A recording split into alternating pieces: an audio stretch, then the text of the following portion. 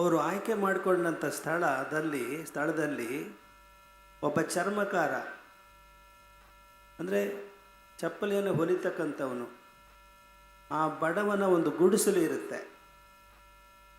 ಆ ಜಾಗದಲ್ಲಿ ದೇವಸ್ಥಾನ ಕಟ್ಟಬೇಕು ಅಂತ ಹೇಳಿ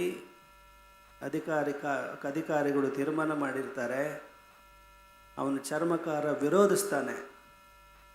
ಆದರೂ ಅಧಿಕಾರಿಗಳು ಭಾಳ ದೌರ್ಜನ್ಯ ಮಾಡಿದ್ರಿಂದ ಅವನು ದುಃಖಿತನಾಗಿ ಭಯಭೀತನಾಗಿ ಮಹಾರಾಜರ ಹತ್ರ ಹೋಗ್ತಾನೆ. ಮಹಾರಾಜ ಚಂದ್ರಪೀಡ ಅಂತ ಹೇಳಿ ಇದ್ದವನು ಮಹಾರಾಜ, ಯುವರಾಜ, ಮತ್ತು ಅವನು ಮುಂದೆ ಮಹಾರಾಜನಾಗ್ತಾನೆ. ಅಲ್ಲಿ ಹೋಗಿ ತನ್ನ ಕಷ್ಟ ಹೇಳ್ಕೊಳ್ತಾನೆ. ಅವನ ಕಷ್ಟವನ್ನು ಆಲಿಸಿದಂಥ ಮಹಾರಾಜ ಅಧಿಕಾರಿಗಳೆಲ್ಲನೂ ಕರೆಸಿ ಏನು ನಿರ್ದೇಶನ ಕೊಡ್ತಾನೆ ಅಂದರೆ, ಅವನು ಕಟ್ಟಾಕಿ ಹೊಡೆದು ಅವನ ಗುಡಿಸನೆಲ್ಲ ಸುಟ್ಟು ಹಾಕಿ ದೇವಸ್ಥಾನ ಕಟ್ಟ್ರಿ ಅಂತ ಹೇಳಲ್ಲ. ಅವನೇನು ಹೇಳ್ತಾನೆ, ನಿಯಮ್ಯತಾಂ ವಿನಿರ್ಮಾಣಂ ಯದ್ವ ಅನ್ಯತ್ರ ವಿಧೀಯತಾಂ. ಕೂಡಲೇ ನೀವು ದೇವಸ್ಥಾನ ಕಟ್ಟೋದನ್ನು ನಿಲ್ಲಿಸ್ಬೇಡಿ, ಆ ಜಾಗದಲ್ಲಿ ಮಾಡೋಕ್ಕೆ ಹೋಗಬೇಡಿ, ಈ ಬಡವನ ಗುಡಿಸಲನ್ನು ಏನೂ ಮಾಡೋಕ್ಕೆ ಹೋಗಬೇಡಿ. ನಿಯಮ್ಯತಾಂ ವಿನಿರ್ಮಾಣಂ ಯದ್ವ ಅನ್ಯತ್ರ ವಿಧೀಯತಾಂ, ಇಲ್ಲ ಬೇರೆ ಕಡೆ ಮಾಡಿ. ಯೇ ದ್ರಷ್ಟಾರಃ ಸದಸತಾಂ ತೇ ಧರ್ಮ ವಿಗುಣಾ ಕ್ರಿಯಾ ವಯಮೇವ ವಿದದ್ಮಶ್ಚೇತ್ ಯಾತು ನ್ಯಾಯೇನ ಕೋಧ್ವನ ಅಂತಂದು. ಸತ್ಯ ಅಸತ್ಯ ಇದನ್ನು ಪರಿಶೀಲನೆ ಮಾಡ್ತಕ್ಕಂಥ ನಾವೇನೇ ಅಧರ್ಮದ ಕಾರ್ಯದಲ್ಲಿ ತೊಡಗಿದರೆ ಯಾತು ನ್ಯಾಯೇನ ಕೋಧ್ವನ, ಬೇರೆ ಜನರು ಯಾರು ಸತ್ಯ ಧರ್ಮದಲ್ಲಿ ಅವರು ಮುನ್ನಡೀತಾರೆ ಪೂರ್ಣ ನಿಲ್ಲಿಸ್ಬಿಡಿ ಅಂತ ಹೇಳ್ತಾನೆ. ಇದು ರಾಜಪ್ರಭುತ್ವದಲ್ಲಿ ಆದಂಥ ತೀರ್ಮಾನ. ಇದು ರಾಜ ತನ್ನ ಆಡಳಿತದಲ್ಲಿ ಏನು ಬೇಕಾದರೂ ಮಾಡ್ಬೋದಾಗಿತ್ತು. ಅದು ಪ್ರಜಾಪ್ರಭುತ್ವ ಅಲ್ಲ, ಅದು ಆಗಿನ ಕಾಲದಲ್ಲಿ ರಾಜಪ್ರಭುತ್ವ ಇದ್ದರೂ ಕೂಡ ಧರ್ಮದ ವಿವೇಚನೆ ಆಗಿನ ರಾಜ ಮಹಾರಾಜರುಗಳಿಗೆ ಇದ್ದದ್ದನ್ನು ಕಲ್ಲಣದ ರಾಜತರಂಗಿಣಿ ಗ್ರಂಥ ದಾಖಲಿಸುತ್ತೆ. ಅದರಿಂದ ಆ ಚರ್ಮಕಾರ ಮಹಾರಾಜರ ಆ ತೀರ್ಮಾನವನ್ನು ಆಲಿಸಿ ಪುಳಕಿತನಾಗಿ ಅವರಿಗೆ ನಮಸ್ಕಾರ ಮಾಡಿ, ಮಹಾಪ್ರಭು ತಮ್ಮ ಈ ನಿರ್ಣಯಕ್ಕೆ ನಾನು ತಲೆಬಾಗ್ತೀನಿ. ನಂದೇನದು ಗುಡಿಸಲಿದೆ, ನಂದೇ ಅದು ಅರಮನೆ ಅಂತ, ತಮಗೆ ಹೇಗೆ ಅರಮನೆನೋ ಗುಡಿಸಿದ ನನಗೆ ಅರಮನೆ, ಅದರ ಮೇಲೆ ತಮ್ಮ ಆದೇಶ ಏನಿದೆ ಇವತ್ತು ತೀರ್ಮಾನ ಮಾಡಿದ್ದು, ಆ ಆದೇಶಕ್ಕೆ ತಲೆಬಾಗಿ ನಾನು ಆ ಜಮೀನನ್ನು ಬಿಟ್ಕೊಡ್ತೀನಿ, ತಮಗೆ ಅರ್ಪಣೆ ಮಾಡ್ತೀನಿ ಅಂತ ಅವನು ಒಪ್ಕೊಳ್ತಾನೆ. ಅವನು ಆಗ ಚಂದ್ರಪೇಡ ಅವನ ಭಾವುಕತೆಗೆ ಮೆಚ್ಚಿ ಸೂಕ್ತ ಪರಿಹಾರವನ್ನು ಅವನಿಗೆ ನೀಡಿ ಗೌರವಿಸಿ ಕಳಿಸ್ತಾನೆ. ಇದು ರಾಜಪ್ರಭುತ್ವದಲ್ಲಿ ಇದ್ದಂಥ ನ್ಯಾಯ ವಿಚಕ್ಷಣತೆ. ಪ್ರಜಾಪ್ರಭುತ್ವದಲ್ಲಿ ಮಾತ್ರ ಇದೆ, ಹಿಂದೆ ಇರಲಿಲ್ಲ ಅಂತ ಅಲ್ಲ. ಹಿಂದೆ ಧರ್ಮಶಾಸ್ತ್ರಗಳು ಅಂತ ಇದ್ದವು. ಧರ್ಮ ಅಂತಂದರೆ ರಿಲಿಜನ್ ಅಲ್ಲ, ಒಂದು ತನ್ನಡತೆ, ಒಂದು ಶಿಸ್ತು, ಬದುಕಿನ ಶಿಸ್ತು, ಒಂದು ನ್ಯಾಯ ಮಾರ್ಗ. ಇದನ್ನು ನಾವು ಈ ಒಂದು ಘಟನೆಯಿಂದ ಮನಗಾಣಬಹುದಾಗಿದೆ. ಇನ್ನು ಮೊನ್ನೆ ನಾವು ನಿಮಗೆ ಕರೆ ಕೊಟ್ವಿ. ಏನದು? ಹೆತ್ತ ತಂದೆ ತಾಯಿಗಳ ವಿರುದ್ಧ ಯಾವ ಮಕ್ಕಳಾಗಲಿ ಹೆಣ್ಣು ಮಕ್ಕಳಾಗಲಿ ನಮಗೆ ಆಸ್ತಿಯಲ್ಲಿ ಪಾಲಿದೆ ಅಂತ ಹೇಳಿ ನೀವು ನ್ಯಾಯಾಲಯದಲ್ಲಿ ತಮ್ಮ ಹಕ್ಕನ್ನು ಚಲಾಯಿಸ್ಲಿಕ್ಕೆ ಹೋಗಬಾರದು ಅಂತ ನಾವು ನಿಮಗೊಂದು ಕಿವಿ ಮಾತು ಹೇಳಿದ್ದೀವಿ. ಯಾರ್ಯಾರು ಈಗಾಗಲೇ ದಾಖಲಿಸಿದರೋ ಆ ಕೇಸುಗಳನ್ನು ವಾಪಸ್ ತೆಗೆದುಕೊಳ್ಳೋ ಪ್ರಯತ್ನ ಮಾಡಿ. ಇದು ಕಾನೂನು ಬಾಹಿರ ಅಂತ ಗೊತ್ತು, ಕಾನೂನಿನ ವಿರುದ್ಧವಾಗಿ ನಾವು ಹೇಳ್ತಾ ಇದ್ದೀವಿ ಅಂತ ಗೊತ್ತು. ಆದರೆ ನೀವೇ ರಾಜಿ ಮಾಡಿಕೊಂಡ್ರೆ ಯಾವ ನ್ಯಾಯಾಲಯವೂ ಸಹ ಅಡ್ಡು ಬರಲ್ಲ. ಹೀಗಾಗಿ ಯಾರಾದರೂ ಹಾಗೆ ಮಾಡಿಕೊಡೋರಿದ್ದರೆ ನೀವು ಬನ್ನಿ ಅಂತ ಹೇಳಿ ನಾವು ಈ ದಿನ ಒಂದು ಪ್ರಕರಣವನ್ನು, 30 ವರ್ಷಗಳ ಪ್ರಕರಣ, ಅದು 16 ಕೇಸುಗಳು ಪರಸ್ಪರ ಇಲ್ಲಿ ಕೆಳಗಿನ ನ್ಯಾಯಾಲಯಗಳಲ್ಲಿ ಮತ್ತು ಈಗಲೂ ಉಚ್ಚ ನ್ಯಾಯಾಲಯದಲ್ಲಿ 2 ಕೇಸುಗಳು, ಒಟ್ಟು 12 ಕೇಸುಗಳಿವೆ. ಅವುಗಳನ್ನ ಬೆಳಗ್ಗೆ ನಾವು 11 ಗಂಟೆಗೆ ಪರ ವಿರುದ್ಧ ವಕೀಲರನ್ನು ಕರೆಸಿ, ಆ ಪಾರ್ಟಿಗಳನ್ನು ಕರೆಸಿ, ಸಂಜೆ 4 ಗಂಟೆವರೆಗೆ ವಿಚಾರಣೆ ಮಾಡಿ 30 ವರ್ಷಗಳ ಆ ಕೇಸನ್ನು ಸುಮಧುರವಾಗಿ, ಭಾಳ ಹಠ ಮಾಡಿದರೂ ಸಹ ಅವರಿಗೆ ವಿವೇಕದ ಮಾತುಗಳನ್ನು ಹೇಳಿ ನಾವು ಮಾಡಿದ ತೀರ್ಮಾನವನ್ನು ಮಾನ್ಯ ಉಚ್ಚ ನ್ಯಾಯಾಲಯದ ಎಲ್ಲ ನ್ಯಾಯಾಧೀಶರು, ಸ್ಥಳೀಯ ನ್ಯಾಯಾಧೀಶರ ಗಮನಕ್ಕೆ ತರಲಿಕ್ಕೆ ನಮಗೆ ಬಹಳ ಸಂತೋಷ ಆಗ್ತಾಯಿದೆ. ಆ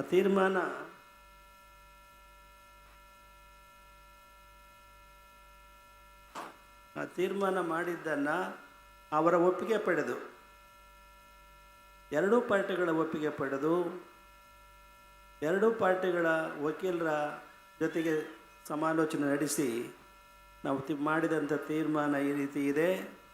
ಅದನ್ನು ಸನ್ಮಾನ್ಯ ನ್ಯಾಯಾಧೀಶರ ಎದುರಿಗೆ ನಾವು ಓದಿ ಹೇಳಲಿಕ್ಕೆ ಅವರ ಒಂದು ಒಪ್ಪಿಗೆಯನ್ನು ಪಡೆದು ಓದಿ ಹೇಳ್ತೇವೆ. 30 ವರ್ಷಗಳ ಕೇಸ್, 12 ಕೇಸುಗಳು. ಪಾರ್ಟಿಗಳು ಯಾರು ನಿಮಗೆ ಒಬ್ಬರು ಗೊತ್ತಿರಲೇಬೇಕು. ವಕೀಲರು ಉಮೇಶ್, ಅವರ ಕಕ್ಷಿದಾರ ಅರ್ಜಿದಾರ ವಿರೂಪಾಕ್ಷಯ್ಯ, JV, ಜಮಾಪುರ, ಭದ್ರಾವತಿ. ಪ್ರತಿವಾದಿಗಳ ವಕೀಲರು ಚಂದ್ರೇಗೌಡರು. ಪ್ರತಿವಾದಿಗಳು ಆ ವಿರೂಪಾಕ್ಷಯ್ಯನ ಅತ್ತಿಗೆ ಜಯಲಕ್ಷ್ಮಿ, ವಿಧವೆಯವರು. ಅವರ ಮಕ್ಕಳು ಚಂದನ್ ಪಾಟೀಲ್ ಮತ್ತು ಛಾಯಾ ಪಾಟೀಲ್. ಎಲ್ಲ ವಕೀಲರನ್ನು ಮತ್ತು ಅವರ ಕಕ್ಷಿದಾರರನ್ನು ಜೊತೆ ಕೂರಿಸ್ಕೊಂಡು ನಾವು ಮಧ್ಯಾಹ್ನದ ಪ್ರಸಾದವನ್ನು ಅದನ್ನು ಲೆಕ್ಕಿಸಿದೆ. ಬೆಳಗ್ಗೆ 11 ಗಂಟೆಯಿಂದ ಸಂಜೆ 4 ಗಂಟೆವರೆಗೆ ಕೂತು ಈ ಪ್ರಕರಣ ಬಗೆಹರಿಸಿದ್ದೀವಿ. ನಾವು ಮಾಡಿರತಕ್ಕಂಥ ತೀರ್ಮಾನ ಅನ್ನೋದಕ್ಕಿಂತ ಅವರು ಒಪ್ಕೊಂಡದ್ದನ್ನು ಇಲ್ಲಿ ಓದಿ ಹೇಳಲಿಕ್ಕೆ ಬಯಸ್ತೀವಿ. ಕಳೆದ 30 ವರ್ಷಗಳಿಂದ ಉಭಯತರು ಪರಸ್ಪರರ ವಿರುದ್ಧ ನ್ಯಾಯಾಲಯಗಳಲ್ಲಿ ಅನೇಕ ಪ್ರಕರಣಗಳನ್ನು ದಾಖಲಿಸಿರುತ್ತಾರೆ. ಕೆಳ ವಿಚಾರಣೆಯ ನ್ಯಾಯಾಲಯಗಳು ಮತ್ತು ಉಚ್ಚ ನ್ಯಾಯಾಲಯದಲ್ಲಿ ಅನೇಕ ಪ್ರಕರಣಗಳು ದಾಖಲಾಗಿದ್ದು, ಅದರಲ್ಲಿ ಕೆಲವು ಪ್ರಕರಣಗಳು ವಜಾ ಆಗಿರುತ್ತವೆ, ಇನ್ನು ಕೆಲವು ಪ್ರಕರಣಗಳಲ್ಲಿ ಅರ್ಜಿದಾರರ ಪರವಾಗಿರುತ್ತವೆ, ಇನ್ನು ಕೆಲವು ಪ್ರಕರಣಗಳು ಪ್ರತಿವಾದಿಯ ಪರವಾಗಿರುತ್ತವೆ. ಈ ದಿನ ಉಭಯ ಪಾರ್ಟಿಗಳು ಮತ್ತು ವಕೀಲರು ತಮ್ಮ ತಮ್ಮ ವಾದ ಮತ್ತು ಪ್ರತಿವಾದ ಮಂಡಿಸಿದ್ದು, ಉಭಯತರ ಮಧ್ಯೆ ಈ ಕೆಳಗಿನಂತೆ ರಾಜಿ ಸಂಧಾನ ಮಾಡಿಸಲಾಗಿದೆ. 1, ಅವರ ಅನುಮತಿಯನ್ನು ಅವರ ಒಪ್ಪಿಗೆಯನ್ನು ಪಡೆದೇ ನಾವು ಓದಿ ಹೇಳ್ತಾ ಇದ್ದೀವಿ. ಏಕೆ ಕಾನೂನಿನಲ್ಲಿರುವ ನಿವೇಶನ ವಿಸ್ತೀರ್ಣ 16x80 ಇದನ್ನು ಪ್ರತಿವಾದಿಗಳಾದ ಶ್ರೀಮತಿ ಜಯಲಕ್ಷ್ಮಿಯವರು ಅರ್ಜಿದಾರರಾದ ವಿರೂಪಾಕ್ಷಯ್ಯ ಇವರಿಗೆ ಬಿಟ್ಟುಕೊಡತಕ್ಕದ್ದು. ಇದಕ್ಕೆ ಸಂಬಂಧಿಸಿದಂತೆ ಈ ನಿವೇಶನ ಜಂಟಿ ಖಾತೆಯಲ್ಲಿದ್ದು ಜಯಲಕ್ಷ್ಮಿ ಮತ್ತು ಅವರ ಮಕ್ಕಳು ಹಕ್ಕು ಖುಲಾಸೆ ಪತ್ರವನ್ನು ಬರೆದು ಕೊಡತಕ್ಕದ್ದು. 2ನೇ ತೀರ್ಮಾನ, ಜಯಲಕ್ಷ್ಮಿಯವರ ಜಮೀನು ಸರ್ವೆ ನಂಬರ್ ಡ್ಯಾಶ್ರಲ್ಲಿ ಇರ್ತಕ್ಕಂಥ ಜಮೀನಿನ ಪೂರ್ವ ದಿಕ್ಕಿನಲ್ಲಿರುವ ಅರ್ಜಿದಾರರ ನಿವೇಶನ ಏನಿದೆ ಅದಕ್ಕೆ ಲಗತ್ತೆಯಾಗಿ 10 ಗುಂಟೆ ಜಮೀನನ್ನು ವಿರೂಪಾಕ್ಷಯ್ಯ ಅವರಿಗೆ ಬಿಟ್ಟುಕೊಡತಕ್ಕದ್ದು. ಇನ್ನು 3ನೇ ತೀರ್ಮಾನ, ದೇವಸ್ಥಾನದ ಮಹೇಶ್ವರ ದೇವಸ್ಥಾನದ ಹತ್ತಿರ ಇರುವ ಸರ್ವೆ ನಂಬರ್ ಇಷ್ಟರಲ್ಲಿ ಅದು ಟೆನೆಂಟಿಗೆ ಹೋಗಿದೆ ದೇವಸ್ಥಾನಕ್ಕೆ. ಉಳಿದ ಜಮೀನನ್ನು ಇಬ್ಬರೂ ಸಮನಾಗಿ ಸ್ವಂತ ಖರ್ಚಿನಲ್ಲಿ ನಡೆಸ್ಕೊಂಡು ಅದು ರಿಜಿಸ್ಟರ್ ಮಾಡಿಸ್ಕೊಂಡು ಪರಸ್ಪರ ಸಮನಾಗಿ ಹಂಚ್ಕೊಳ್ತಕ್ಕದ್ದು. ಇನ್ನು 4ನೇದು ಕೊನೆ ತೀರ್ಮಾನ, ಉಭಯತರು ಸ್ಥಳೀಯ ಮತ್ತು ಉಚ್ಚ ನ್ಯಾಯಾಲಯಗಳಲ್ಲಿ ಇರುವ ಎಲ್ಲ ಪ್ರಕರಣಗಳನ್ನು ಅವರವರ ಖರ್ಚಿನಲ್ಲಿ ಹಿಂಪಡೆಯತಕ್ಕದ್ದು. ಅದಕ್ಕೆಲ್ಲರೂ ಸಹ ಸಹಿ ಮಾಡಿ ಒಪ್ಪಿಕೊಂಡಿದ್ದಾರೆ. ಸನ್ಮಾನ್ಯ ನ್ಯಾಯಾಧೀಶರು ಅವ್ರ ಕೆಲಸ ಹಗರಾಯಿತು ಅಂತ ನಾವು ಭಾವಿಸ್ತೀವಿ. ಇನ್ನು ಮಠಕ್ಕೆ ಸಂಬಂಧ ಕೆಲವು ಕೇಸುಗಳು, ಅದರ ಬಗ್ಗೆ ನಿಮ್ಮ ಗಮನಕ್ಕೆ ತರಲಿಕ್ಕೆ ವಕೀಲರಾದಂಥ ಸಂದೀಪ್ರವರು ಪ್ರಸ್ತಾಪ ಮಾಡಿದರು.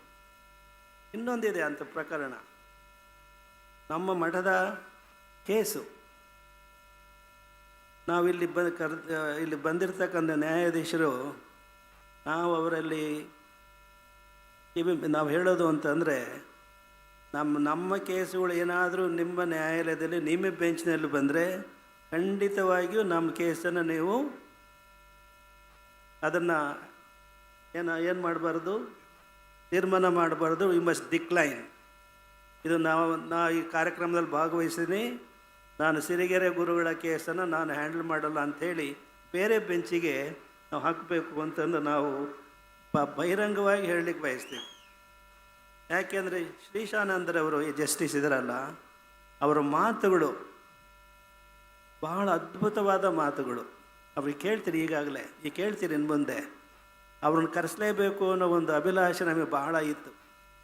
ಹೀಗಾಗಿ ನಾವು ಅವ್ರಿಗೆ ಹೇಳಿದ್ವಿ, ನಮ್ಮ ಕೇಸೇನಾದರೂ ನಿಮ್ಮ ಬೆಂಚ್ ಮುಂದೆ ಬಂದರೆ ಯು ಸಿಂಪ್ಲಿ ಡಿಕ್ಲೈನ್ ಇಟ್. ನಮಗೇನೋ ಫೇವರ್ ಮಾಡಿದ್ರಿ ಅಂತ ಆಗಬಾರದು, ಅದನ್ನು ಬೇರೆ ಬೆಂಚಿಗೆ ವರ್ಗಾಯಿಸಿ ಅಂತ ಹೇಳಿ ನಾವು ಅವರಿಗೆ ಹೇಳಿ ಇಲ್ಲಿ ಕರೆಸಿದ್ದೀವಿ. ನಿಮಗೆ ನಮ್ಮ ಮುಂದೆ ನಮ್ಮ ನ್ಯಾಯಪೀಠದಲ್ಲಾದಂಥ ಒಂದು ಕೇಸನ್ನು ಅವ್ರ ಗಮನಕ್ಕೆ ತರ್ತೀವಿ. 25-30 ವರ್ಷಗಳ ಹಿಂದೆ ಒಬ್ಬ ಹಳ್ಳಿಯ ಯುವಕ ಬಂದ ನಮ್ಮ ಹತ್ರ. ಏನು ದೂರದು ಅಂದರೆ, ಯಾರ ಮೇಲಪ್ಪ ದೂರು ಅಂದರೆ, ಅದು ಯಾರ ಮೇಲೂ ಅಲ್ಲ, ನನ್ನ ಜಮೀನು ನಮ್ಮ ಹೆಸರಿನಲ್ಲಿದೆ, ಅದನ್ನು ತಾವು ನನಗೆ ರಿಜಿಸ್ಟರ್ ಮಾಡಿಕೊಡ್ಬೇಕು ಅಂತ ಕೇಳಿದ. ಆಗ ನಮಗೆ ಆಶ್ಚರ್ಯ ಆಯಿತು, ಅವನ ಜಮೀನು ನಮ್ಮ ಹೆಸರಿಗೆ ಹೇಗೆ ಬಂತು ಅಂತ ಹೇಳಿ ಎಲ್ಲ ವಿಚಾರಣೆ ಮಾಡಿದ ಮೇಲೆ ಗೊತ್ತಾಯಿತು, ಅವರ ಅಪ್ಪ ನಮ್ಮ ಗುರುಗಳ ಕಾಲದಲ್ಲಿ ಶ್ರೀ ಶಿವಕುಮಾರ ಶಿವಾಚಾರ್ಯ ಮಹಾಸ್ವಾಮಿಗಳವರ ಕಾಲದಲ್ಲಿ ಮಠಕ್ಕೆ ಬಂದು, ಬುದ್ಧಿ ನನ್ನ ಮಗ ಭಾಳ ಉಡಾಳ, ಎಲ್ಲಿ ನಾನು ಮಾಡಿದ ಆಸ್ತಿಯನ್ನು ಕಳೆದು ಬಿಡ್ತಾನೋ ಅನ್ನೋ ಆತಂಕ ನನಗೆ ಉಂಟಾಗಿದೆ, ತಾವೇ ನನಗೇನಾದರೂ ಸಲಹೆ ಕೊಡಬೇಕು ಅಂತ ಕೇಳ್ಕೊಂಡ. ಆಗ ಇವು ಟೆನೆನ್ಸಿ ಅದು ಇದು ಏನಿರಲಿಲ್ಲ ಆಗಿನ ಕಾಲದಲ್ಲಿ. ಆಗ ದೊಡ್ಡ ಗುರುಗಳು, ನಿನ್ನ ಜಮೀನು ನಮ್ಮ ಹೆಸರು ಬರೆದು ಬಿಡೋ ಅಂತ ಹೇಳಿ, ನಿನ್ನ ಮಗ ಅವಾಗ ಮಾರಾಟ ಮಾಡಲಿಕ್ಕೆ ಬರಲ್ಲ ಅಂತ ಹೇಳಿ ಗುರುಗಳು ನಮ್ಮ ಹೆಸರಿಗೆ ಜಮೀನು ಬರೆಸ್ಕೊಂಡಿದ್ದಾರೆ. ಗುರುಗಳ ನಂತರ ನಮ್ಮ ಹೆಸರಿಗೆ ಖಾತೆ ಆಗಿದೆ. ಅದು ಈಗ ಅವನು ಅದು ಖಾತೆ ಬದಲಾವಣೆ ಮಾಡಿ ನನಗೆ ರಿಜಿಸ್ಟರ್ ಮಾಡಿಕೊಡಿ ಅಂತ ಕೇಳ್ತಾ ಇದ್ದಾನೆ. ಅದೆಲ್ಲ ನಾವು ವಿಚಾರ ಮಾಡಿದಾಗ ಅವರಪ್ಪ ಮಠಕ್ಕೆ ದಾನವಾಗಿ ಕೊಟ್ಟಂಥ ಜಮೀನಲ್ಲ, ಅದನ್ನು ತನ್ನ ಜಮೀನನ್ನು ರಕ್ಷಣೆ ಮಾಡಿಕೊಳ್ಳೋ ದೃಷ್ಟಿಯಿಂದ ಗುರುಗಳಿಗೆ ಬರೆದದ್ದು ಅನ್ನೋದು ನಮಗೆ ಖಚಿತ ಆಗಿ ಸುದೀರ್ಘವಾಗಿ ಅದನ್ನು ಮಾಹಿತಿ ಸಂಗ್ರಹ ಮಾಡಿ ನಾವು ಮಠದ ಕಾರ್ಯದರ್ಶಿಗೆ ತುಂಬ ಫಲವತ್ತಾದ ಬೆಲೆಯುಳ್ಳಂಥ 6 ಎಕರೆ ಜಮೀನನ್ನು ಅವನ ಹೆಸರಿಗೆ ರಿಜಿಸ್ಟರ್ ಮಾಡಿಕೊಡ್ಲಿಕ್ಕೆ ನಾವು ನಮ್ಮ ನ್ಯಾಯಪೀಠದಲ್ಲಿ ತೀರ್ಮಾನ ಮಾಡಿದ್ವಿ. ಅದಾದ ಒಂದು 25-30 ವರ್ಷದ ಮೇಲೆ ಮನೆಗೆ 2-3 ವರ್ಷಗಳ ಹಿಂದೆ ಅದೇ ಊರಿನ ಒಬ್ಬ ಯಜಮಾನ ಬಂದ. ಯಾರ ಮೇಲೆ ದೂರು ಅಂತ ಕೇಳಿದ್ವಿ. ಯಾರ ಮೇಲೂ ಅಲ್ಲ ಬುದ್ಧಿ, ತಾವು ಈ 25-30 ವರ್ಷದಿಂದ ಬರೆದು ಕೊಟ್ಟಿದ್ರಲ್ಲ, ಹೊಳಲ್ಕೆರೆ ತಾಲೂಕಿನಲ್ಲಿ ಒಬ್ಬ ಚಂದ್ರಪ್ಪ ಅಂತ ಹೇಳಿ, ಅವನು ಮೊನ್ನೆ ಸತ್ತು ಹೋಗ್ಬಿಟ್ಟ. ಸಾಯೋಕ್ಕೆ ಮುಂಚೆ ಅವನೊಂದು ವಿಲ್ ಬರೆದಿಟ್ಟಿದ್ದಾನೆ, ಅದಕ್ಕೆ ನಾನು ಸಾಕ್ಷಿಯಾಗಿದ್ದೀನಿ. ತಮ್ಮ ಹೆಸರಿಗೆ, ನನ್ನ ಮರಣ ನಂತರ ತಮ್ಮ ಹೆಸರಿಗೇ, ಸಿರಿಗೆರೆ ಗುರುಗಳ ಹೆಸರಿಗೇ, ಈಗಿನ ಗುರುಗಳ ಹೆಸರಿಗೇ ಈ ಜಮೀನು ಹೋಗಬೇಕು ಅಂತ ಹೇಳಿ ಸೇರ್ತಕ್ಕದ್ದು ಅಂತ ಹೇಳಿ ವಿಲ್ ಬರೆದಿದ್ದಾನೆ. ಆ ವಿಲ್ ಪತ್ರವನ್ನು ತಮಗೆ ಸಬ್ಮಿಟ್ ಮಾಡೋಕ್ಕೆ ಬಂದಿದ್ದೀನಿ ಅಂತ ಹೇಳಿದೆ. ನಮ್ಮಿಂದ ಜಮೀನನ್ನು ರಿಜಿಸ್ಟರ್ ಮಾಡಿಕೊಂಡಂಥ ಶಿಷ್ಯ ಸಾಯುವ ಕಾಲದಲ್ಲಿ ನಮ್ಮ ಹೆಸರಿಗೆ ಅದನ್ನು ರಿಜಿಸ್ಟರ್ ಮಾಡಿ ವಿಲ್ ಬರೆದು ಸತ್ತಿದ್ದಾನೆ. ನಮಗೆ ಕ್ಷಣಕಾಲ ನಾವು ಭಾವುಕರಾದೆವು. ಅದನ್ನು ನ್ಯಾಯಾಧೀಶರಿಗೆ ಗೊತ್ತಿದೆ, ನ್ಯಾಯಪೀಠದಲ್ಲಿ ಕೂತಾಗ ಭಾವುಕರಾಗಬಾರ್ದು. ನಾವು ಕೇಳಿದ್ದೀವಿ ಅವನ್ನ, ಅಲ್ಲಿ ಬಂದಂಥ ಯಜಮಾನ, ಅವನಿಗೆ ಹೆಂಡತಿ ಮಕ್ಕಳು ಯಾರು ಇಲ್ಲೇನಪ್ಪ ಅಂತ ಕೇಳಿದ್ದೀವಿ. ಇದ್ದಾನೆ ಅಂತ ಗೊತ್ತಾದ ತಕ್ಷಣವೇ ಅವನ ಹೆಂಡತಿಗೆ ನಾವು ಮತ್ತು ಗ್ರಾಮದ ಹಿರಿಯರಿಗೆ ನೋಟಿಸ್ ಕೊಟ್ಟು ಕರೆಸಿದ್ವಿ. ಆ ಮಹಿಳೆ ಬಂದಳು. ಆಕೆ ಕೈಯಲ್ಲಿ ಒಂದು 3-4 ವರ್ಷದ ಮಗು ಇತ್ತು, ಹೆಣ್ಣು ಮಗು ಇತ್ತು. ಅದನ್ನು ನೋಡಿ ನಮಗೆ ಭಾಳ ಅಯ್ಯೋ ಅನಿಸ್ತು. ನಾವು ಹಿರಿಯರನ್ನು ಕೇಳಿದ್ವಿ, ಏನು ಬಯಸ್ತೀರಿ ನಮ್ಮಿಂದ ಅಂತ ಹೇಳಿ. ಆ ಹಿರಿಯರು ತಾವೇನು ತೀರ್ಮಾನ ಕೊಡ್ತೀರೋ ಅದಕ್ಕೆ ನಾವು ಭದ್ರಾಗಿರ್ತೀವಿ ಅಂತ ಹೇಳಿದರು. ನಾವು ಆಲೋಚನೆ ಮಾಡಿ ಆ ಮಗುವನ್ನು ನೋಡಿ ನಾವು ಬರೆದ ತೀರ್ಮಾನ ಅಂತ ಹೇಳಿದರೆ, ಮಠದ ಆಸ್ತಿ, ಜಮೀನು, ದುಡ್ಡು, ಕಾಸು ಯಾವುದೂ ಅಲ್ಲ. ಮಠದ ನಿಜವಾದ ಆಸ್ತಿ ಅಂದರೆ ಶಿಷ್ಯರು. ಆ ಕಾರಣಕ್ಕಾಗಿ ಈ ಬಿಲ್ಲನ್ನು ನಾವು ರದ್ದು ಮಾಡಿ ಆ ಮಹಿಳೆನೇ ಈ ಜಮೀನನ್ನು ಒಡತಿ ಅಂತ ಹೇಳಿ ಘೋಷಣೆ ಮಾಡಿದ್ದೀವಿ. ಕೊಟ್ಟು ಆ ಮಹಿಳೆಗೇನೆ ಈ ತೀರ್ಮಾನವನ್ನು ಪತ್ರಿಕೆಯಲ್ಲಿ ಬರೆದಿದ್ದೀವಿ ನಮ್ಮ ಅಂಕಣದಲ್ಲಿ, ವಿಜಯ ಕರ್ನಾಟಕದಲ್ಲಿ ಬಿಸಿಲು ಬೆಳಗಳ ತಿಂಗಳು ಅಂಕಣದಲ್ಲಿ. ದೂರದ ಬೀದರ್ ಜಿಲ್ಲೆಯ ಜಿಲ್ಲಾ ನ್ಯಾಯಾಧೀಶರು, ನಮಗೆ ಗೊತ್ತಿರಲಿಲ್ಲ, ಅವರು ಆವಾಗ ಪರಿಚಯ ಇರಲಿಲ್ಲ. ಅವರು ದೂರವಾಣಿಯಲ್ಲಿ ನಮಗೆ ಕರೆ ಮಾಡಿ ಅವರು ತುಂಬ ಮೆಚ್ಚುಗೆ ವ್ಯಕ್ತಪಡಿಸಿದರು. ತುಂಬ ಅಪರೂಪದ ತೀರ್ಮಾನವನ್ನು ತಾವು ಮಾಡಿದ್ದೀರಿ ಅಂತ ಹೇಳಿ ಅವರಿಗೆ ನಾವು ಅಭಿಮಾನದಿಂದ ಆಡಿದ ಮಾತುಗಳಿಗೆ ನಾವು ಮೆಚ್ಚುಗೆ ಸೂಚಿಸಿ ಒಂದು ಐ ಸೀಸ್ ದಿ ಆಪರ್ಚುನಿಟಿ. ಅವ್ರನ್ನ ಪ್ರಶ್ನೆ ಮಾಡಿದ್ವಿ ನ್ಯಾಯಾಧೀಶರ ದೂರವಾಣಿಯಲ್ಲಿ. ಅಕಸ್ಮಾತ್ ನಾವು ಆ ಮಹಿಳೆಗೆ ವಿಲ್ ಪ್ರಕಾರ ನಮಗೆ ಸೇರಬೇಕಾದ್ದು ಅಂತ ಹೇಳಿ ಆ ಮಹಿಳೆಗೆ ನಾವು ಜಮೀನು ವರ್ಗಾಯಿಸ ಕೊಡದೇ ಇದ್ದಿದ್ರೆ, ಆ ಮಹಿಳೆ ನಮ್ಮ ವಿರುದ್ಧ ಏನಾದರೂ ಕೇಸ್ ಹಾಕಿದರೆ ಕೋರ್ಟ್ನಲ್ಲಿ, ಆ ಕೇಸು ನಿಮ್ಮ ಬೆಂಚ್ನಲ್ಲಿ ಬಂದಿದ್ದರೆ ಏನು ಮಾಡ್ತಾಯಿದ್ರಿ ಅಂತ ಕೇಳಿದ್ವಿ ಸಾಹೇಬರನ್ನು. ಅವರು ಹೇಳಿದರು, ಇಮಿಡಿಯೇಟಾಗಿ ಹೇಳಿದರು, I would have dismissed it ಅಂದರು. ಯಾಕೆ ನೀವು ಡಿಸ್ಮಿಸ್ ಮಾಡ್ತೀರಿ? ಆ ಮಗು ನೋಡಿದ್ರೆ ಅಯ್ಯೋ ಅನ್ಸಲ್ವ ನಿಮಗೆ ಅಂತ. ಆವಾಗ ಅವ್ರು ಹೇಳಿದರು, ನಾವು ನ್ಯಾಯಪೀಠದಲ್ಲಿ ಕೂತ್ಕೊಂಡಿದ್ದಾಗ ನಮ್ಮ ಹೃದಯಕ್ಕೆ ಏನು ಅನಿಸುತ್ತೆ ಅಂತ ನಾವು ತೀರ್ಮಾನ ಮಾಡೋಕ್ಕಾಗಲ್ಲ. ಕಾನೂನಿನ ಕಲಮುಗಳಲ್ಲಿ ಏನು ನಿಯಮ ಇದೆ ಅದರ ಆಧಾರದ ಮೇಲೆ ನಾವು ತೀರ್ಮಾನ ಮಾಡಬೇಕಾಗತ್ತೆ ಅಂತ ಹೇಳಿದರು. ಕಾನೂನು ಏನು ಹೇಳುತ್ತೆ? ಯಾವಾಗ ಚಂದ್ರಪ್ಪನ ಅಪ್ಪ ತಮ್ಮ ದೊಡ್ಡ ಗುರುಗಳಿಗೆ ಬರೆದ್ನೋ ಆವಾಗ ಅದು ಪಿತ್ತರಾರ್ಜಿತ ಆಸ್ತಿ ಅನ್ನೋದು ಹೋಯಿತು. ತಮ್ಮ ಗುರುಗಳಿಂದ ತಮಗೆ ಬಂತು, ತಮ್ಮ ಆಸ್ತಿ ಆಯಿತು, ಮಠದ ಆಸ್ತಿ ಆಯಿತು. ಇನ್ನು ತಾವು ಅವನಿಗೆ ರಿಜಿಸ್ಟರ್ ಮಾಡಿಕೊಟ್ಟ ಮೇಲೆ ಅದರಲ್ಲಿ ಹೆರಿಡಿಟರಿ ಪ್ರಾಪರ್ಟಿ ಅನ್ನೋದಿಲ್ಲ, ಪತ್ರಾರ್ಜಿತ ಆಸ್ತಿ ಅಂತ ಆಗಲ್ಲ. ಚಂದ್ರಪ್ಪ ಯಾರಿಗಾದರೂ ಕೊಡ್ಬೋದು, ಅದಕ್ಕೆ ಅವನ ಹೆಂಡತಿ ಮಕ್ಕಳಿಗೆ ಯಾವುದೇ ಹಕ್ಕಿಲ್ಲ ಅಂತಂದು ಅವ್ರು ಹೇಳಿದರು. ಹೀಗಾಗಿ ಅದರ ಸಂಬಂಧ ನಾವು ಒಂದು ಬರೆದಿದ್ದೀವಿ, ಕಾನೂನು ದೊಡ್ಡದೋ ಧರ್ಮ ದೊಡ್ಡದೋ ಅಂತ ಒಂದು ಲೇಖನನ್ನು ಬರೆದಿದ್ವಿ. ಕೆಲವರು ಓದಿರ್ಬೋದು. ಒಂದು ನೋಬಡಿ ಈಸ್ ಎಬವ್ ಲಾ ಅಂತ ಇದೆ, ನಿಜ. ಕಾನೂನು ಧರ್ಮದ ಮುಖ್ಯಾಂಶಗಳನ್ನು ಒಳಗೊಂಡಂಥದ್ದು, ಅದು ಧರ್ಮನೇ. ಎಲ್ಲ ಪ್ರಮುಖವಾದ ಅಂಶಗಳೇನಿವೆ ಧರ್ಮದಲ್ಲಿ ಅದೆಲ್ಲವನ್ನು ಒಳಗೊಂಡಂಥದ್ದು ಕಾನೂನು. ಆದರೆ ವ್ಯತ್ಯಾಸ ಏನು ಅಂದರೆ, ಧರ್ಮ ಬಹಳ ವ್ಯಾಪಕವಾದ್ದು, ಅದಕ್ಕೆ ಯಾವುದೇ ಚೌಕಟ್ಟಿಲ್ಲ.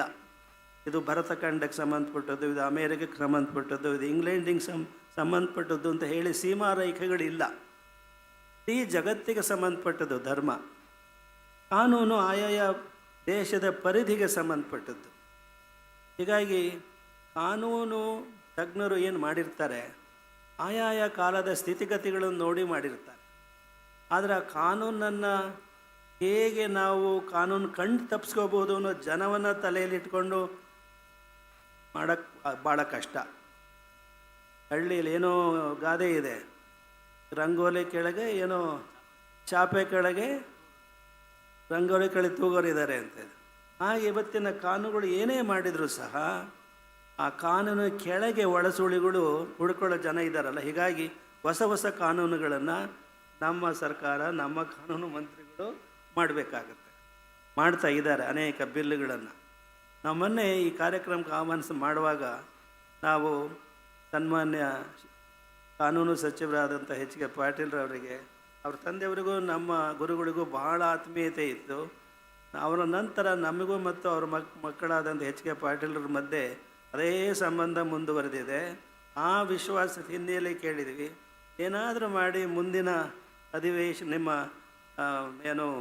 ಅಧಿವೇಶನ ಇರುತ್ತಲ್ಲ, ವಿಧಾನ ಸಭೆಯಲ್ಲಿರುತ್ತಲ್ಲ, ಏನಾದರೂ ಮಾಡಿ ಈ ಸಂಸಾರಗಳನ್ನು ಮುರಿತಕ್ಕಂಥ ವಾಟ್ಸಾಪಿಗೆ ಸಂಬಂಧಪಟ್ಟಂಗೆ ಏನಾದರೂ ಒಂದು ಕಾನೂನು ಮಾಡಿ ಸಂಸಾರಗಳು ಸುಖವಾಗಿ ಸಂಸಾರ ಮಾಡೋ ಹಾಗೆ ಒಂದು ಕಾನೂನು ಮಾಡಿ ಅಂತ ನಾವು ಅವ್ರಿಗೆ ಸೂಚನೆ ಕೊಟ್ಟಿದ್ದೀವಿ. ಸನ್ಮಾನ್ಯ ಶಿಕ್ಷಣ ಸಚಿವರು ಇದ್ದಾರೆ.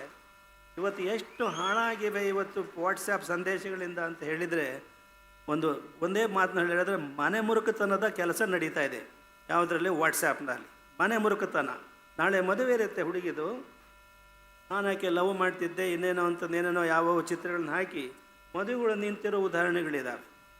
ಹೀಗಾಗಿ ಸನ್ಮಾನ್ಯ ನಾವು ಎಚ್ ಕೆ ಪಾಟೀಲರು ಮತ್ತು ಶಿಕ್ಷಣ ಸಚಿವರು ಮತ್ತು ಇನ್ನೆಲ್ಲ ಸಚಿವರು ಸೇರಿ ಇದೊಂದು ಏನಾದರೂ ಮಾಡಿ ನಿಯಮವನ್ನು ಮಾಡಿ, ಹೇಗೆ ಪತ್ರಿಕೆಗಳಿಗೆ ಒಂದು ಎಥಿಕಲ್ ಕೋಡ್ ಇದೆಯೋ, ಎಥಿಕ್ಸ್ ಇದೆಯೋ, ಹಾಗೆ ಈ ಏನಂತೀರಿ ಇದಕ್ಕೆ ಸೋಷಿಯಲ್ ಮೀಡಿಯಾ ಏನಿದೆ, ಈ ಎಲೆಕ್ಟ್ರಾನಿಕ್ ಮೀಡಿಯಾ ಏನಿದೆ, ಈ ಎಲೆಕ್ಟ್ರಾನಿಕ್ ಮೀಡಿಯಾಗೂ ಸಹ ನೀವೊಂದು ಕಡಿವಾಣ ಹಾಕಬೇಕು, ಅಂಥ ಕಾರ್ಯ ನಿಮ್ಮಿಂದ ಆಗಲಿ ಅಂತ ಹೇಳಿ ನಾವು ಈ ಬಹಿರಂಗ ಸಭೆಯಲ್ಲಿ ಅಪೇಕ್ಷಿಸ್ತೇವೆ. ನಾವು ಮಾತಾಡೋ ಉದ್ದೇಶನೇ ಪ್ಲೀಡಿಂಗ್ಸ್, ನ್ಯಾಯಾಧೀಶರ ಮುಂದೆ ಮತ್ತು ಕಾನೂನು ಮಾಡ್ತಾ ಇರೋರ ಮುಂದೆ ನಮ್ಮದೊಂದು ಪ್ಲೀಡಿಂಗ್ ಇದು. ಇದ್ರ ಬಗ್ಗೆ ನಮ್ಮ ಮುಂದಿನ ವಕೀಲರು ನೀವು ವಾದ ಮಂಡಿಸ್ಬೋದು, ಇದುವರೆಗೂ ಮಾತಾಡದೇ ಇರೋರು ವಾದ ಮಂಡಿಸ್ಬೋದು. ಇದು ಇದು ಇದು ಅತ್ಯವಶ್ಯಕವಾಗಿ ಆಗಬೇಕಾಗಿದೆ. ನಮಗೊಂದು ಕೆಲವು ವರ್ಷಗಳ ಹಿಂದೆ ದಕ್ಷ ಅಂತ ಹೇಳಿ ಒಂದು ಆರ್ಗನೈಸೇಷನ್ ಗೊತ್ತಿರ್ಬೋದು ನ್ಯಾಯಾಧೀಶರಿಗೆ. ಅವರು ನಾವೇನು ನ್ಯಾಯಪೀಠ ನಡೆಸ್ತಾ ಇದ್ದೇವೆ ಅದರ ಬಗ್ಗೆ ಕೆಲವು ಪ್ರಶ್ನೆಗಳನ್ನು ಕೇಳಿದರು. ಅದನ್ನು ಉತ್ತರ ನಾವು ಅವರಿಗೆ ಬರೆದು ಕೊಟ್ಟಿವಿ. ಅವರಿಗೆ ಅದು ಪಬ್ಲಿಷ್ ಆಗಿದೆ. ಅದರಲ್ಲಿ ಒಂದೇ ಒಂದು ಹೇಳ್ತೀವಿ ನಿಮಗೆ. ಏನು ನಾವು ಪ್ರಶ್ನೆಗಳು 16 ಪ್ರಶ್ನೆಗಳು ಕೇಳಿದರು. ಅದರಲ್ಲಿ ಮುಖ್ಯವಾದ ಪ್ರಶ್ನೆ ನಾವು ಕೇಳ್ತೀವಿ, ನಾವು ನಿಮ್ಮ ಗಮನಕ್ಕೆ ತರಲಿಕ್ಕೆ ಬಯಸ್ತೀವಿ.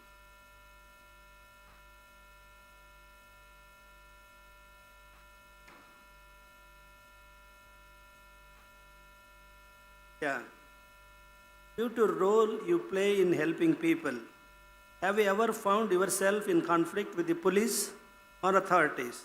How do you handle such situations? ನಾವು ಅದು ಕೊಟ್ಟ ಉತ್ತರ, yes, the police authorities are governed by certain rules, and the rules cannot handle all the situations in human relationship not noticed by the lawmakers. Laws are there to guide the public, but unfortunately they bind the enforcing authorities, leading to further conflicts, thus worsening the situation. Though I can't go against the laws of the country, I look at the issue from a different plane and try to provide natural justice by taking the parties to confidence. ಮುಂದೆ ಕೇಳಿದರು, do you prescribe punishments? ಶಿಕ್ಷೆ ಕೊಡ್ತೀರಾ ಅಂತ. Of what nature ಅಂತ. No, I don't give any punishment. I do make the parties pay compensation to the sufferers. In the history of our mat, there have been instances of giving punishments like social boycott, which is unlawful now in democracy. There is an interesting record in the archives of our mat dated as far back as 1874 AD. ನಾವು ಹೊಸದಾಗಿ ಮಾಡ್ತಾ ಇಲ್ಲ ನ್ಯಾಯಪೀಠ. ನಮ್ಮ ಮಠದ ಪರಂಪರೆಯಲ್ಲಿ ನೂರಾರು ವರ್ಷಗಳಿಂದಲೂ ನಡೀತಾ ಬಂದಿದೆ. 1874ರಲ್ಲಿ ಒಂದು ಘಟನೆ ನಡೆದಿದೆ, ಒಂದು ಕೇಸು. ಒಬ್ಬ ಶಿಷ್ಯ ಆಗಿನ ಗುರುಗಳು ಶಿವನಂಜುಂಡೇಶ್ವರ ಸ್ವಾಮಿಗಳು ಅಂತಿದ್ರು. ಅವ್ರ ಮುಂದೆ ಒಂದು ದೂರು ತರ್ತಾನೆ, ನನ್ನ ಹೆಂಡತಿ ಚೆನ್ನಮ್ಮಿ ದಾರಿಯಲ್ಲಿ ಹೋಗುವಾಗ ಗಂಗಮ್ಮನಳು ನನ್ನ ಹೆಂಡತಿ ಮುಖದ ಮೇಲೆ ಉಗುಳಿದ್ಲು ಅಂತ. ಇಷ್ಟೇ. ಅದಕ್ಕೆ ಉಚ್ಚಿಷ್ಟ ಅಪರಾಧ ಅಂತ ಆಗಿನ ಕಾಲದಲ್ಲಿ ಕರೀತಾಯಿದ್ರು, 19ನೇ ಶತಮಾನದಲ್ಲಿ 1874. ಅದಕ್ಕೆ ಶಿಕ್ಷೆ ಆಗಬೇಕು ಅಂತ ಹೇಳಿ. ಆಗಿನ ನಮ್ಮ ಗುರುಗಳು ಮಠದ ಸರ್ವೇ ಮುಕ್ತಿಯಾರ ಅಂತ ಇರ್ತಿದ್ರು, ಅವರಿಗೆ ನಿರ್ದೇಶನ ಕೊಟ್ಟು ಇದನ್ನು ವಿಚಾರ ಮಾಡಿ ಯಾರು ತಪ್ಪಿದೆಯೋ ದಂಡ ವಿಧಿಸಿ ಅಂತ ಹೇಳಿ. ಆಗ ಹಳ್ಳಿಗೆ ಹೋಗಿ ಅವರು ಏನು ದೂರು ಸಲ್ಲಿಸಿರ್ತಾನೆ ಅವನ ಸಮನ್ ಮಾಡ್ತಾರೆ, ಕರೆಸ್ತಾರೆ. ನಿನ್ನ ಹೆಂಡತಿಯ ಮುಖದ ಮೇಲೆ ಗಂಗಮ್ಮಿ ಉಗುಳಿದು ಅನ್ನೋಕ್ಕೆ ಸಾಕ್ಷ್ಯ ಕೊಡು ಅಂತ ಕೇಳ್ತಾರೆ. ಒಬ್ಬೊಬ್ಬರನ್ನೇ ಕರೆಸ್ತಾರೆ, ಹಾಜರುಪಡಿಸ್ತಾರೆ. ಅವನು ಮೊದಲ ಸಾಕ್ಷಿದಾರ, ಸ್ವಾಮಿ ನಾನು ಕಣ್ಣಾರೆ ನೋಡಿಲ್ಲ, ಮಲ್ಲಪ್ಪ ಹೇಳ್ದ, ಅದನ್ನು ನಾನು ಹೇಳಿದೆ ಅಂತಾನೆ. ಮಲ್ಲಪ್ಪನ ಕರೆಸ್ತಾರೆ. ಹೇಳಪ್ಪ ನಿಂದೇನು ಹೇಳೋ, ಕಣ್ಣಾರೆ ನೋಡಿದೇನೋ ಅಂದರೆ, ಮಲ್ಲಪ್ಪ ನಾನು ಸ್ವಾಮಿ ನೋಡಿಲ್ಲ, ಕಲ್ಲಪ್ಪ ಹೇಳ್ದ, ಅದಕ್ಕೆ ನಾನು ಹಂಗೆ ಹೇಳಿದೆ. ಹಿಂಗೆ ಕಲ್ಲಪ್ಪ, ಮಲ್ಲಪ್ಪ, ಮಲ್ಲಿಕಾರ್ಜುನಪ್ಪ, ದೇವೇಂದ್ರಪ್ಪ, ಯಾರ್ಯಾರು 92 ಜನ ಸಾಕ್ಷಿದಾರನ ವಿಚಾರಣೆ ಮಾಡ್ತಾರೆ. ನೆನಪು ಮಾಡ್ಕೊಂಡು ನಿಮಗೆ ಆಶ್ಚರ್ಯ ಆಗ್ಬೋದು. ನಮ್ಮ ಮಠದ ದಾಖಲೆಯಲ್ಲಿದೆ 92 ಜನ ಸಾಕ್ಷಿದಾರರು, ಯಾರೂ ಕಣ್ಣಾರೆ ನೋಡಿಲ್ಲ.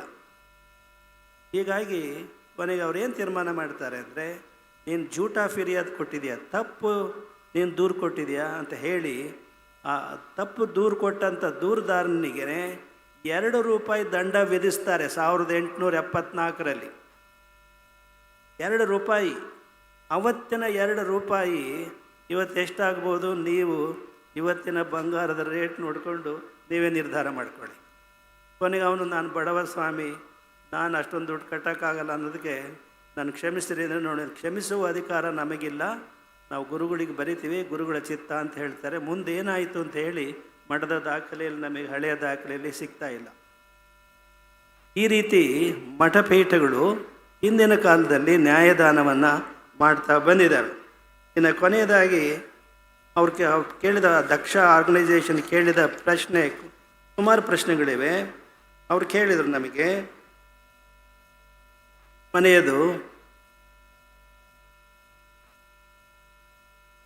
ವಾಟ್ ಈಸ್ ಜಸ್ಟಿಸ್ ಅಂತ, ನ್ಯಾಯ ಅಂದರೆ ಏನು ಅಂತ, ನ್ಯಾಯ ಅಂದರೆ what does justice mean to you ಅಂತ, ಜಸ್ಟಿಸ್ ಅಂದರೆ ಏನು ಅಂತ. ಅದಕ್ಕೆ ನಾವು ಕೊಟ್ಟಂಥ ಉತ್ತರ, the question is very simple but very hard to answer in one sentence. The constitutional experts would perhaps say that it is to protect the fundamental rights of a citizen. ಮೂಲಭೂತ ಹಕ್ಕುಗಳೇನಿವೆ ಅದನ್ನು ಕಾಪಾಡ್ತಕ್ಕಂಥದ್ದು ಜಸ್ಟಿಸ್ ಅಂತ ಹೇಳ್ಬೋದು. But it depends on the intelligence of lawyers interpreting and twisting the various columns of the law books and of the constitution in a court of law. ಅದೆಲ್ಲ ಬುದ್ಧಿವಂತಿಕೆಯ ವಕೀಲರು ಕಾನೂನನ್ನು ಹೇಗಾದರೂ ತಿರುಚಿ ಹೇಳ್ಬೋದು, ಅದರ ಮೇಲೆ ಡಿಸೈಡ್ ಆಗುತ್ತೆ ಅಂತ. To me as a religious leader, justice simply means to remove the pain, suffering and hardship of an individual or a group of individuals in the hands of irrespective of their social economic status, caste or creed in the society, to protect the good from the wicked, to make them live with dignity, and above all to enable a person to live in peace and happiness. ಇದು ನಾವು justice ಅನ್ನೋದ್ರ ಬಗ್ಗೆ ನಾವು ಮಾಡಿದಂಥ ವ್ಯಾಖ್ಯಾನ.